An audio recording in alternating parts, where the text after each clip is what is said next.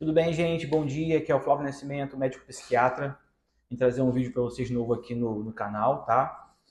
O tema hoje é transtorno bipolar do humor. Esse vídeo é um pouco mais longo também do que o normal que se usa no Instagram. A minha proposta é trazer um vídeo mais com pegadas de YouTube, tá? Um pouco mais demorado, um pouco mais lento, mas mais profundo também, tá? É difícil falar de temas mais complexos em pouco tempo, então é importante ter um pouquinho mais de tempo para poder falar sobre esses temas mais complexos, tá certo? O transtorno de hoje, como eu falei, transtorno afetivo bipolar, ou transtorno bipolar do humor, ou apenas transtorno bipolar, tá? É um transtorno bastante comum na prática clínica, foi descrito há muito tempo atrás, tá certo? Há muito tempo ele foi descoberto, descrito. Inicialmente chamava-se de psicose maníaco-depressiva, tá? Hoje em dia esse termo não se usa mais, se usa transtorno bipolar do humor. O que é esse transtorno, basicamente? É uma doença que você tem dois tipos de sintomas. Sintomas depressivos e sintomas maníacos ou hipomaníacos. Tá? Um ponto importante. Quando se fala em mania ou hipomania, a gente pensa muitas vezes, quem não é da área, em certos tipos de sintomas ou transtornos ou condições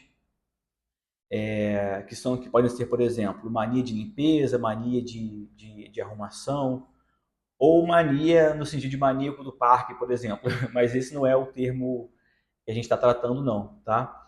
Episódios maníacos são episódios típicos do transtorno bipolar do humor, tá? Eu vou dizer o que eles são certinho, mas não tem nada a ver com mania de limpeza ou qualquer mania que seja, de ter costumes, digamos assim, específicos ou estranhos, tá? E muito menos de ser uma pessoa, digamos, perigosa, maníaco do parque, por exemplo. Vamos tratar um pouquinho de cada um desses polos da doença, tá? O nome, claro, vem bipolar, vem de dois polos, tá? Então a doença tem dois tipos de apresentações que basicamente se intercalam. O paciente tem uma por um tempo e depois tem a outra, tá? Daí vem o termo bipolar do humor. Um desses polos, um desses transtornos é a fase depressiva, que é uma depressão normal, todo mundo conhece. O paciente tem, no caso, na fase depressiva, tendência a ter humor triste, ou seja, tristeza, tendência a ser bastante desmotivado, ter bastante redução de energia física e psíquica. O paciente tem também tendência, muitas vezes, a ter insônia ou dormir demais, tá? Mudar o apetite, a libido reduz, o pensamento é mais pessimista, pensamentos com conteúdo de morte ou então de fracasso, acha que não é uma pessoa satisfatória ou que não é capaz de fazer o que tem que ser feito. É uma depressão normal, todo mundo conhece. Tá? Então esse é um traço da doença. O outro é o episódio maníaco ou hipomaníaco, que basicamente é o que diferencia o transtorno bipolar do humor da depressão convencional. Tá? O que é esse episódio maníaco ou hipomaníaco? Bem importante fixar isso. É uma mudança do estado físico e mental, tá? Ou seja, a pessoa é de um jeito, ela tem uma quebra e passa um tempo de outro jeito e depois volta a ser quem ela sempre foi. Durante essa quebra, nesse momento de mania ou hipomania, a pessoa tem uma alteração no estado físico e mental com os seguintes sintomas. O humor passa a ser mais expansivo ou mais irritável, tá? Então a pessoa, por exemplo, muda a sua forma de ser, passa a ser uma pessoa muito mais comunicativa, muito mais falante, muito mais desinibida, vamos dizer assim. Se é uma pessoa, vamos supor, mais tímida, começa a falar cada vez mais, começa cada vez mais a querer interagir com as pessoas. Ou também pode ficar mais irritável, a pessoa ficar mais pavio curto, com tendência a ficar brigando com pessoas na rua ou então na sua família, tá? Ser um pouco mais irritável, uma mudança então do humor. Outra mudança importante, a pessoa tem um aumento da energia física e psíquica, tá? A pessoa então geralmente começa a ter mais energia física, dorme menos horas por noite e mesmo assim não se sente cansada. Então, se a pessoa dorme, por exemplo, 8 horas por noite normalmente, ela passa a dormir 4, 5, ou em casos severos, até 2 ou 3. Isso por noites em sequência, tá? Por várias noites em sequência, não um dia só ou outro. E mesmo assim não sente cansaço, tá? Tem uma energia física maior, tá? Então, por exemplo, tem mais vontade de fazer exercício físico, mais vontade de conseguir de sair de casa, tá? De trabalhar, de estudar. Aumenta a energia física e psíquica, tá?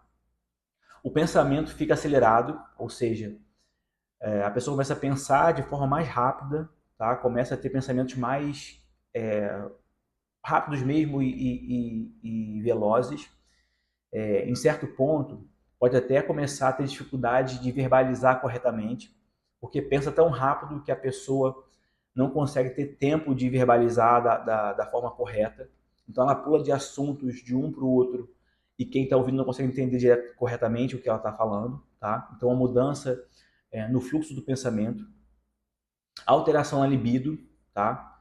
A pessoa tem tendência às vezes a ter a libido aumentada, ter mais desejo sexual ou então também ter relações sexuais mais arriscadas para o padrão dela, tá?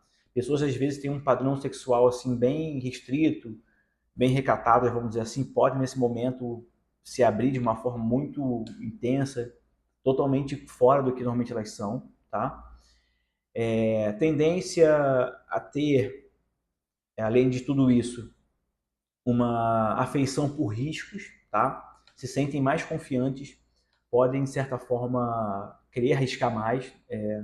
Então, ingressam em projetos novos, às vezes compram coisas mais caras por achar que podem pagar. É uma mudança, então, da forma de ser, tá? Que a pessoa tem esse episódio, com início e com fim, e que é basicamente uma quebra do que ela normalmente é. Um ponto importantíssimo que a gente não falou, tá? A duração do quadro. No dia a dia, as pessoas falam muitas vezes que bipolar é quem de manhã está feliz e à noite está triste, ou que de manhã está um pouco te amando e à noite te odeia. Na verdade, bipolar em psiquiatria não é isso, tá? Esse transtorno afetivo bipolar é um transtorno que a pessoa tem episódios, tá? De uma duração prolongada, tá certo? Esse episódio maníaco, pelo menos uma semana para você ter essa duração. Então, assim, não é que você acorde amando a pessoa e à noite não ame mais, ou que você acorde desmotivado e à noite fique motivado. A duração dura mais ou menos uma semana, pelo menos, tá? Podendo ser mais tempo, 2 semanas, 3 semanas, 4 semanas, 5 semanas, um mês, desse episódio maníaco. E também a mesma coisa, meses ou semanas de duração do episódio depressivo, tá ok? É uma questão importante. O episódio maníaco e o hipomaníaco, tá? Que eu falei como sendo componentes de um lado do transtorno, são basicamente a mesma coisa, o que muda só a intensidade dos sintomas. Quando a duração é um pouco mais curta ou quando os sintomas são um pouco mais leves, se fala episódio hipomaníaco, tá? Mania pequena, vamos dizer assim. E quando a duração é um pouco mais longa ou os sintomas são mais severos, se fala em episódio maníaco, tá? Nessa fase maníaca ou hipomaníaca, o paciente pode, no caso, ter sintomas bem severos, bem graves, tá? No caso, se for um episódio maníaco, que é o mais grave, o paciente pode ter, inclusive, alucinações auditivas, tá? Digamos, ouvir vozes, coisas do tipo, ou mudar completamente sua forma de ser, tá? Então, ser um paciente que começa a ficar muito, mas muito expansivo, irritável, ou delirar mesmo, ter ideias que não são correspondentes à realidade, tá? Achar que é Jesus, achar que é Napoleão, coisas assim bem fora da casinha mesmo podem acontecer. Nesses casos que o paciente tem esse tipo de acometimento grave, né? Com certeza é episódio maníaco, por ser bem mais severo, e em alguns casos se trata de uma forma um pouco mais, digamos assim, intensa, tá? Para poder o paciente retornar ao seu estado, tá bom? Com relação à classificação, então, como eu falei, né, tem dois polos, depressivo e maníaco barra hipomaníaco, que diferencia o maníaco do hipomaníaco a questão da intensidade e a duração também, ok? Um ponto importante, essa condição de saúde, nos casos severos, bem graves, ela pode se confundir, tá, durante o episódio maníaco, até com condições diferentes da psiquiatria. Por exemplo, esquizofrenia, para dar um exemplo para vocês. Tá? Então, o paciente pode ficar tão fora da casinha, digamos assim, né, no episódio maníaco, que pode confundir com esse tipo de sintoma, ou de doença, melhor dizendo. O que diferencia a questão do episódio maníaco de outras condições de saúde na psiquiatria, como, por exemplo, a esquizofrenia ou outra condição? A duração da condição, tá?